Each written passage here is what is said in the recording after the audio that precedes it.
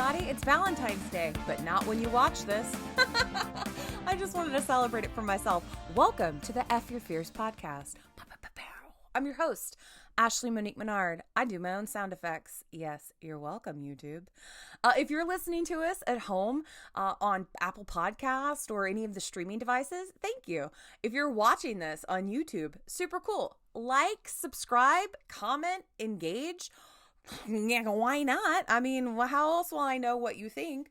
Oh, today on the show, we've got Myki Angeline. She is an amazing chick. Let me just tell you.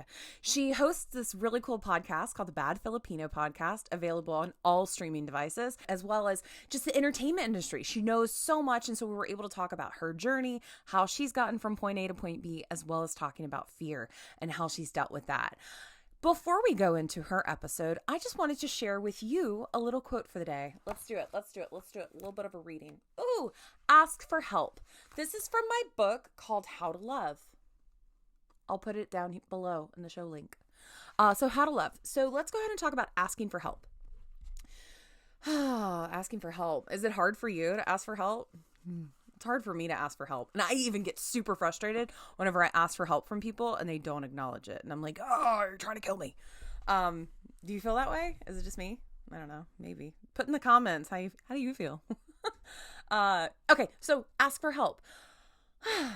When you suffer, you may want to go into your room and lock the door. The person who hurt you or the last person... Let's do it again. Take two. Asking for help. When you suffer, you might want to go in your room and just lock the door and cry. The person who hurt you is the last person you want to see. Even if he or she tries to approach you, you may still feel very angry. But to get relief, you have to go to that person that you love, the one who just hurt you very deeply, and ask for help. What I do? Because becoming yourself 100% means you have to open your mouth and say with your heart, with all of your concentration, that you suffer and you need help. Ooh, this is a hard one, y'all. It's a hard one. I don't even want to deal with that. Relationships are hard. Everyone's going through their own journey. Everyone has different expectations. I mean, in every sort of relationship. Some people want to be in a relationship more than the other person. Sometimes people want to take things to the next step and the other person's scared. We're all going through just interpersonal relationships while the world's going through all of the things. Like, there's so much going on at all times. And I think that this little book definitely had the right idea of when you feel something, it's best to say it. And sometimes it's extremely hard to be honest with someone and tell them what you need to say. But if you don't do it, you're living a life for the other person. You're letting the other person's feelings be more valid than yours. And yours are super valid. So if you're in a relationship and you're just not exactly sure how to bring something up, you got to just hoist your bra straps up and just freaking do it. You know, if you just take a minute, think about what you need to say, write it down. Journaling is one of my favorite things to do. If you're trying to figure out your thoughts, take your thoughts out of your brain, put them on a piece of paper and look at them. And then if the relationship that you're in is just not serving you and you're not able to serve it and it just feels like, you got to speak up. You got to say something.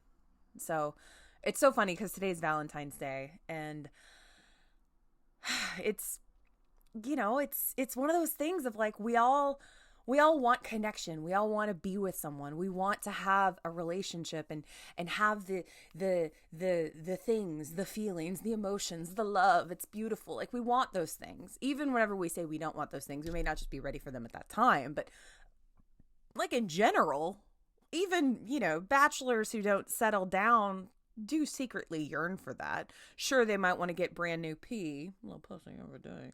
But we yearn for connection with someone. And I think that if you're in a relationship and it feels like it's just not right, it's probably not. It's probably not. And it doesn't mean that it can't get right. And the best way to get it right is to speak up. So speak up for yourself, say what you want, say what you need, and there's nothing wrong with that. You are honoring yourself and you're being a good partner to the other person because you would hope they would be doing the same thing with you. So kind of went on a tangent there, but I mean, that was helpful. Okay, anyway, so let's go ahead and get started. Myki Angeline's on the show. Make sure you're following her on all the social media stuff. If you haven't subscribed already to this channel, shame on you. Subscribe! I'm sorry I yelled at you, but you made me. I needed to speak my truth. Okay, so with all that said, oh, and make sure that you're checking out The Art of Blowing It. You can see links for The Art of Blowing It. It's so funny. I wrote it. It's a really funny TV show. I want everyone to see it. So share it with your friends because it's a lot of fun and it deals with love and relationships and how to be alone, codependency issues, and just like trying to figure yourself out. So I really love the show. I'm really so happy you're here. This is great. It's my own little talk show and it's growing into something and I love it so much. It's like so great and like magic. Do you know what I mean? Okay, I'm going to stop doing accents and I'm going to go. You're going to check out the episode. Talk soon.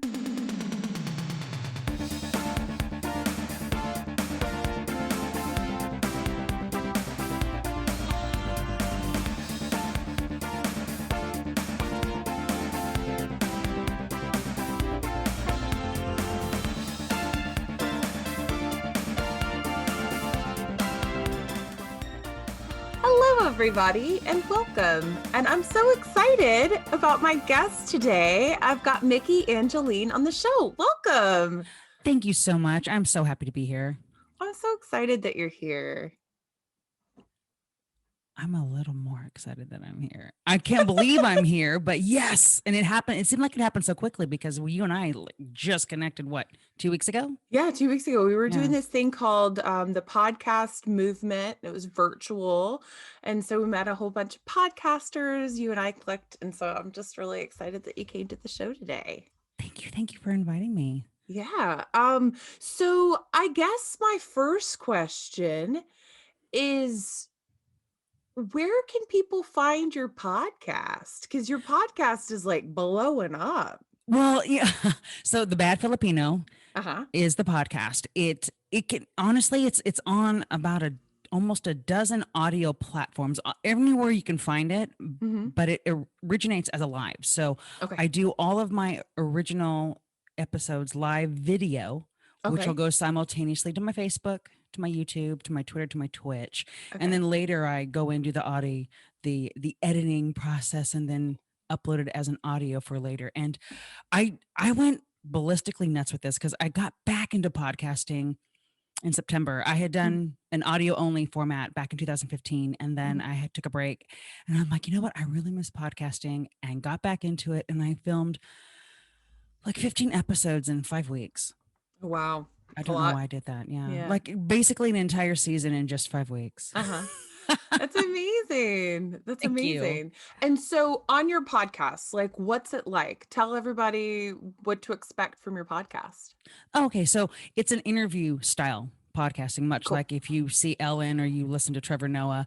And I invite a variety of different kinds of people depending on the topic they have to offer. So I try to hit what's hot, what's current, what's important, anything from, I've had chiropractic doctors on my show talking about the importance of chiropractic care and kind of going over the myths versus the facts.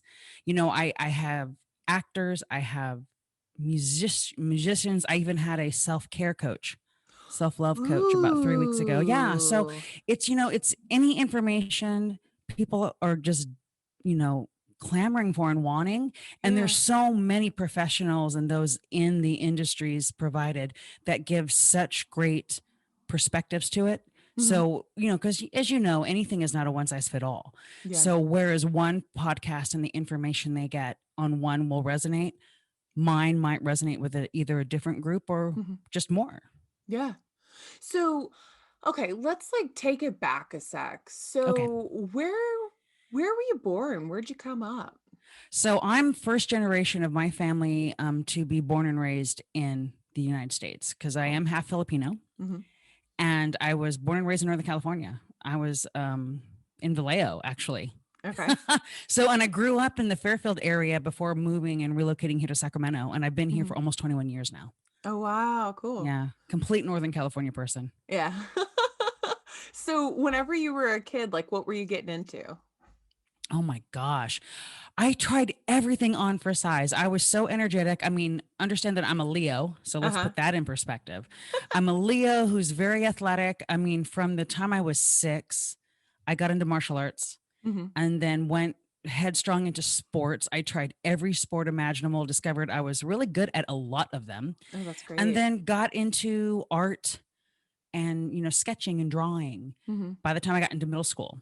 Mm-hmm. So I just was trying, literally trying everything on for size. I mean, I did ballet, I did Mm-hmm. gymnastics, Mm-hmm. you name it, I tried it. That's awesome. Yeah. And and then so as you started growing up and like going through life and like changes in life, like at what point were you like, hold up a second, I think I'm going to be some sort of creative?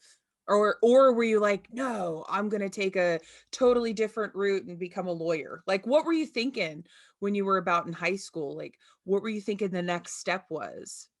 That is such a good question. And understanding that I am a boomer, right? No, am I a boomer? No, Are you a I'm sorry. boomer? I'm a Gen X, right? Hey, yes.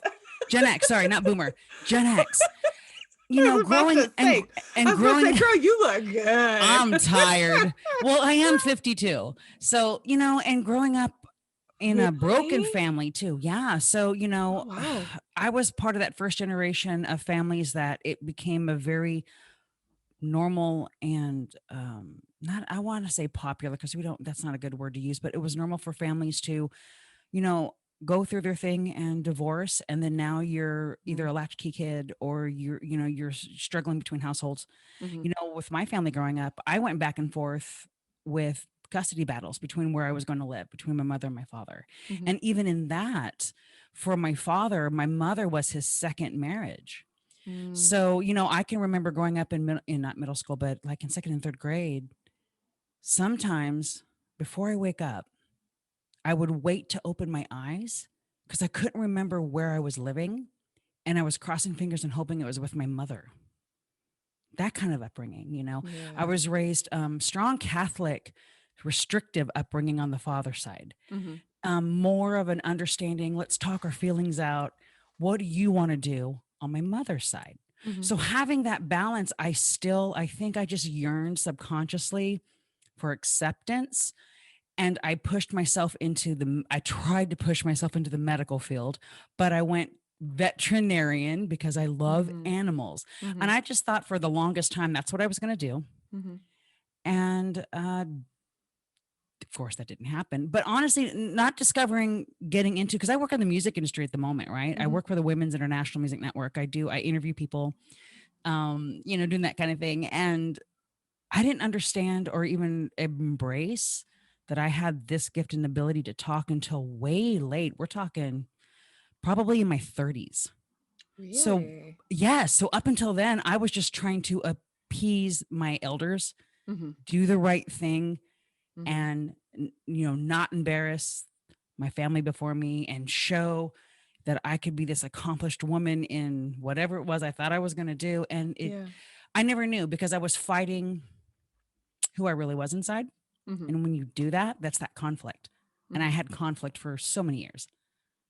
So specifically with the conflict, I mean, I would imagine coming from a Catholic upbringing and feeling moments of queerness and that being like, wait a minute, I can't do this because of the judgment and hell and like, all the stuff that's being fed to you as a Catholic. And I mean, I've grown up Catholic, and so it was a very confusing concept of, wait a minute, there's something wrong with my friends.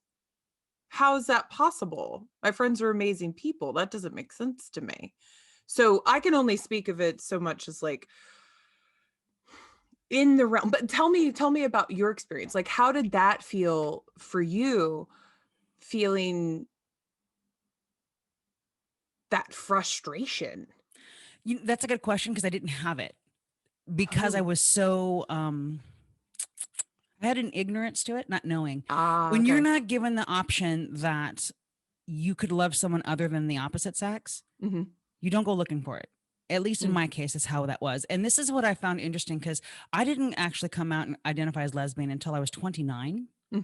And growing up, I didn't understand that I even had 2 lesbian cousins in my family, but no one talked about that. In fact, one cousin, she was so, if you consider like very butch and very in a masculine sense, they joked and called her Uncle Gracie.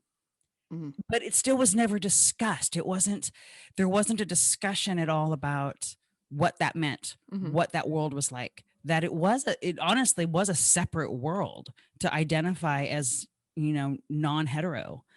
And that was way before the discussion of gender identity and what pronouns do you use. I mean, we're talking the 70s, the early 80s.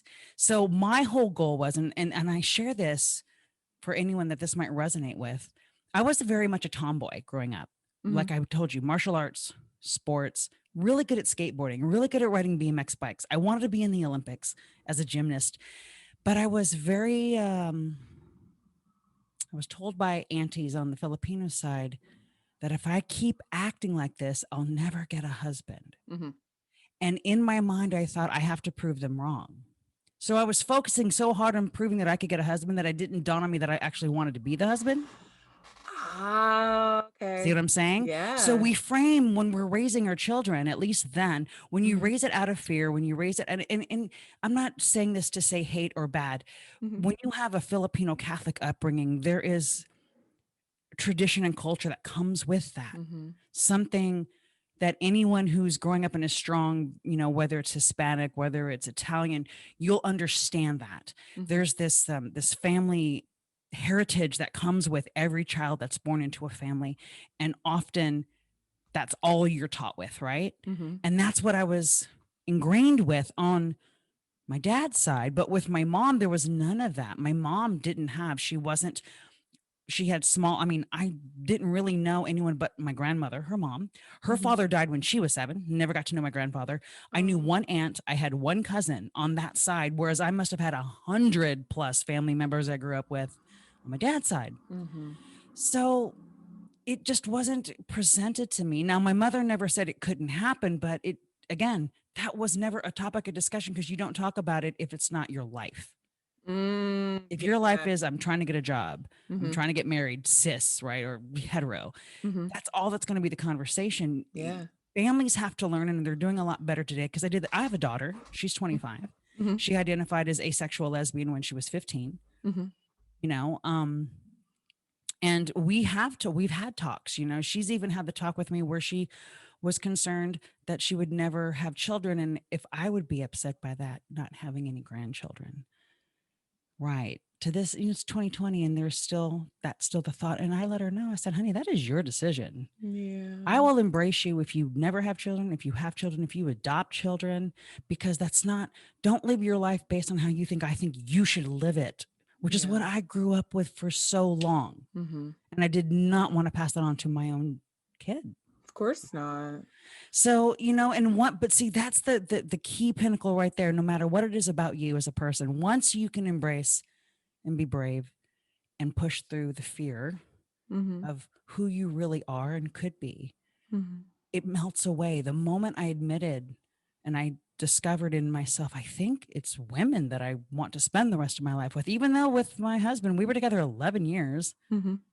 We parented very well together, but until you tell yourself and you can look at yourself and you have the support of family, close friends, to be who you are, to say, hey, that's okay. You won't. And so once I flipped the script on that, it was like putting on a brand new pair of glasses. And I would look back at that's why I felt like that about that girl, or that's why that guy was more competition to me, and I never found an attraction to him. And that's why, it was the aha moment. Yeah. Yeah.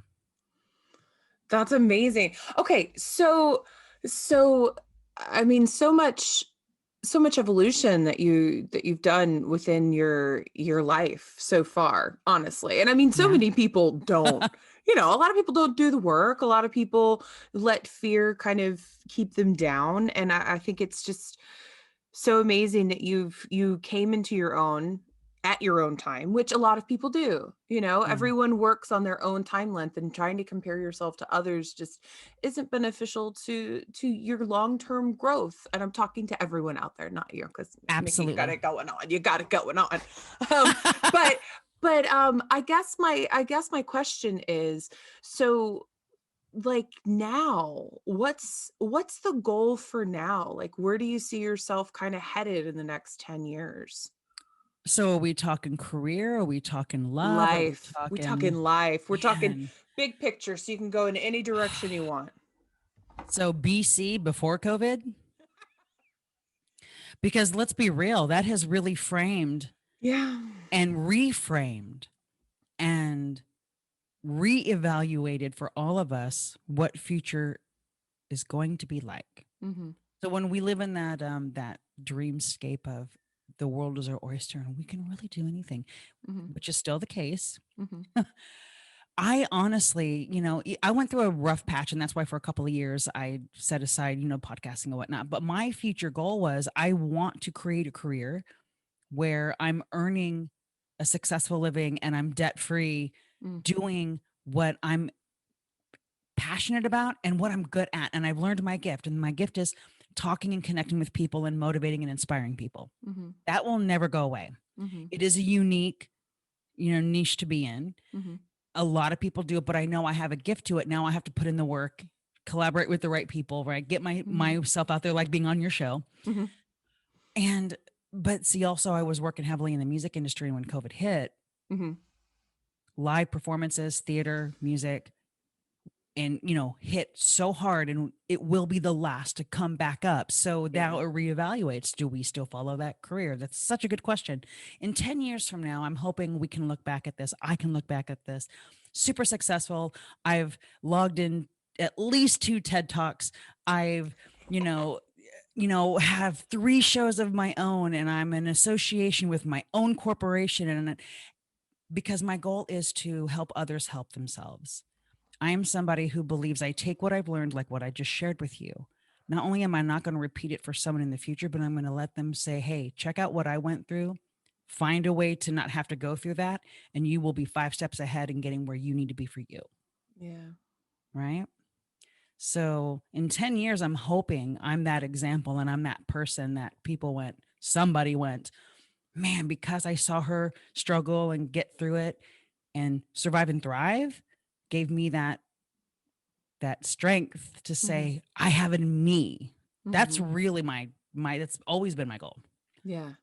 That's a good goal. And I think that you just spoke it into existence. And I think that it's definitely going to happen. So Right? Fingers and yeah, toes crossed. it's on the horizon. And I think that when it comes to like what's going to happen in the future, like no one ever knows what's going to happen in the future. But if we set our mind in a certain spot, we're going to achieve somewhat in that realm of what our goals are, because Yeah. we're working toward that. And so I think that it's just so important, and that's why I ask people that question of where are you going to see yourself, just because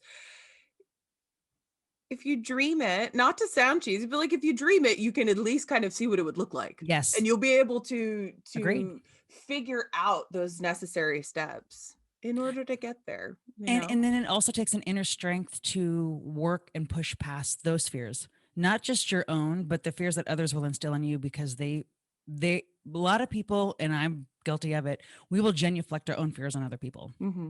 We just do that. Yeah. Like, well, it didn't work for me, so how will it work for you? Yeah. It's more Yeah. like, well, it didn't work for me, but it doesn't mean it can't work for you. It's Mm-hmm. all in how you reframe it and say it out loud and put it out into the universe, right? Speak it Yeah. into existence. Mm-hmm. And at 52, I'm still learning to do that. Yeah. And I'm okay with that. But you're doing it.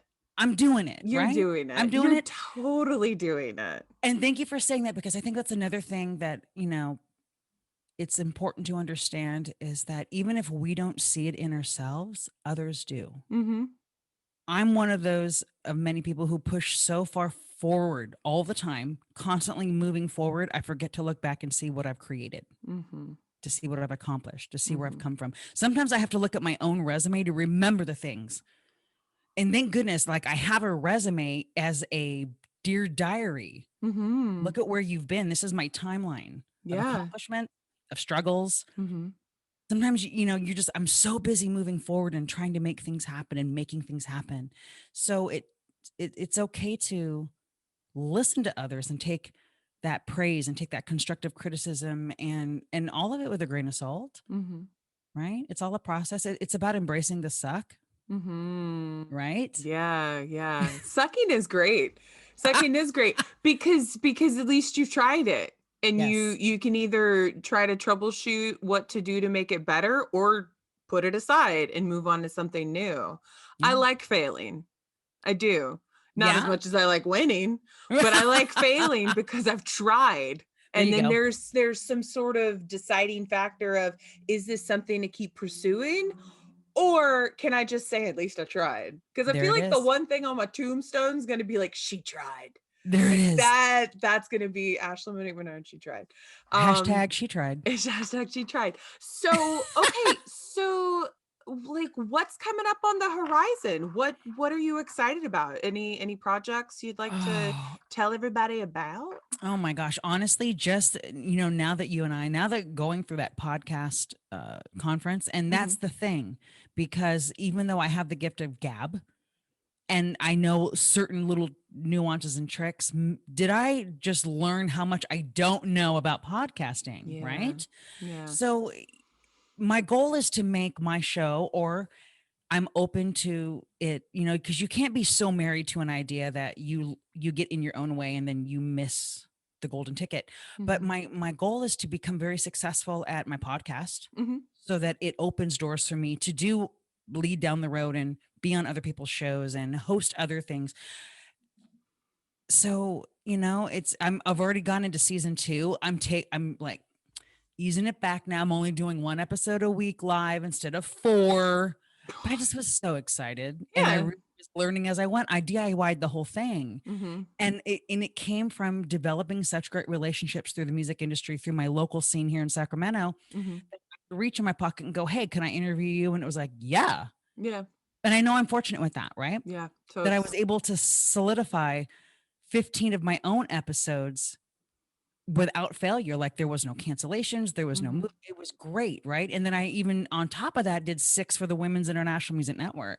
See, that opened the door Amazing. for that. Once Yeah. I started my own live, my boss, the owner of the Women's International Music Network, she was like, "You know what? I like what you're doing." And we flipped one of our written features into a live podcast feature that I got to host. So see how that even opened the door Amazing. for that. Okay, did you guys see how that even opened the door for that? Do you see like how that Yeah, works? it did. Amazing. It did. I love that. And because I solidified a trusting, growing relationship with Laura B. Whitmore is her name, because she's Mm-hmm. huge in the music industry. She's been doing not just as a musician, she's worked as a writer. She has her own businesses. She's very solidified in the industry, so she's very trusted. And for her to trust me, Mm-hmm. that's the key thing, is you have to build and sustain trusting, successful relationships in the industry you wish to work in for Mm-hmm. it to continue to work for you, Mm-hmm. because you never know when you need to call on that. Yeah. And I'm very aware of that. I'm very humbled by that. Mm-hmm. So for me to be able to do 2 of my own episodes, my boss go, "That's good." And then me pitch, "Hey, can we flip the front and center to a podcast?" And she trusts me and go, "Yep." And I came up with the name to just live front and center. And she said, "Yep." And I launched it that in four days. Right? Amazing. That's how that works. And I'm aware Wow. of that process. Yeah. So yeah. That's So I do amazing. 2 podcasts. I just host one that isn't mine on a Mm-hmm. much bigger platform than my own, but I Mm-hmm. can reverse engineer it and let people search my name and go, "Oh, she's got her own podcast." Yeah. Right. That's Because I don't drop it on amazing. the show, obviously, but people just have to search my name and go, "Oh," Mm-hmm. because I'll tag myself when I'm doing the social media for the women, and it'll say, "Myki Angeline talks with," you know, whoever I'm talking with, and Mhm. then they tip on that, and then they see that I've got my own stuff. So see how that works. You got to constantly work at that, right? Yeah. Oh, it's such a thing. It's such a thing. It's such a thing. But Myki, where can people find you? So easy. You just search my name, honestly. Okay. It's just the Myki Angeline. If you Google my name, Mhm. everything comes up. I have, because right now I have everything of my links on a links tree as I'm working on launching my Mm. website, Mhm. because I know that you need a one-stop shop for Mhm. everyone to find you. Yeah. But if you Google the Bad Filipino, it's the Mhm. only, I did Google the name. It's the only podcast called that.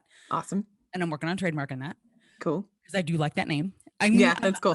I wasn't completely married to it. Just like I said, you don't want to, but at the same time, every time it came up, everyone's reaction was, I dig that name. I want to know more about that. I'm like, all right, I think I came Mhm. up with something good. Yeah. So you can search the Bad Filipino to find my podcast or just my name and see everything. That's awesome. That's awesome. Okay. So cool. So just I guess the last thing is kind of the question I ask everyone. So whenever you feel fear start to creep in your life, how do you combat that? What's your process? I'm going to have to think about that because I push ahead all the time. And I have to do BC. I'm not going to say, because in COVID, it really flipped a lot of things for me Yeah. personally, Yeah. not even to speak for other people. Before COVID, I just went after what I desired. And if there was a little bit of fear, I would take a minute, I mean, they say you don't make decisions when you're in the heat of an argument, but you also don't make decisions when you're in the heat of fear, right?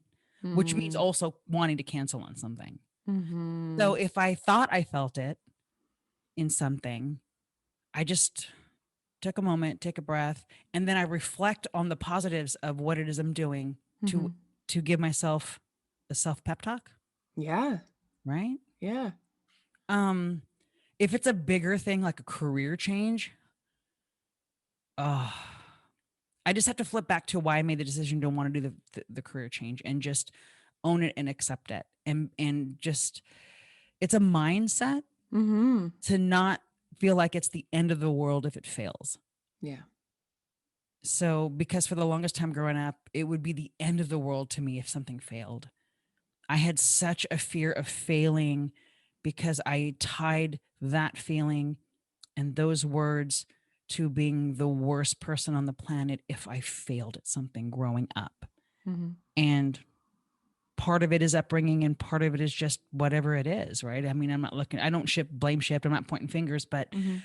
it was, you really have to stare into the mirror and look at yourself and embrace every part of yourself outside of any influence that could come in Mhm. to truly understand your strengths and not forget your weaknesses.